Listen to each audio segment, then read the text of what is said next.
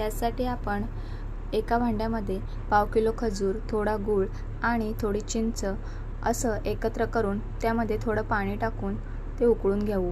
त्यानंतर उकळलेलं पाणी अशा प्रकारे चाळणीत टाकूया आणि गाळून घेऊया। आता ते थोडं स्मॅश करून घेऊ। व्यवस्थित स्मॅश करून घेतल्यानंतर उरलेला जो चौथा असेल तो पुन्हा आपण कढईत टाकूया आणि त्यामध्ये थोडं पाणी घालूया। आता हे मिश्रण व्यवस्थित मिक्स करून घेऊ आणि पुन्हा उकळी काढून ते गाळून घेऊया। अशा प्रकारे पुन्हा एकदा व्यवस्थित स्मॅश करून घेऊ। आता या पाण्यामध्ये अर्धा चमचा चाट मसाला, अर्धा चमचा जिरा पावडर आणि अर्धा चमचा लाल मसाला घालून व्यवस्थित मिक्स करून घेऊ। त्यानंतर थोडे मीठ टाकून घेऊ आणि तयार आहे आपलं गोड पाणी। पाणीपुरीसाठी आपण थोडे मूग शिजवून घेतले आहेत आणि बटाटे देखील शिजवून घेतले आहेत। आता हे बटाटे व्यवस्थित सोलून स्मॅश करून घेऊ। शिजवलेल्या वाटाण्यामध्ये थोडा बटाटा टाकून तो व्यवस्थित मिक्स करून घेऊ।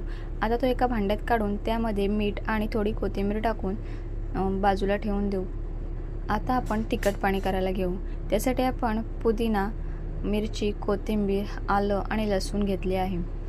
आवडीनुसार आपण मिरची कमी देखील करू शकतो।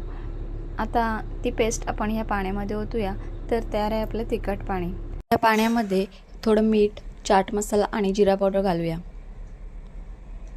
आता ते व्यवस्थित मिक्स करून घेऊ आणि बाजूला ठेवून देऊ।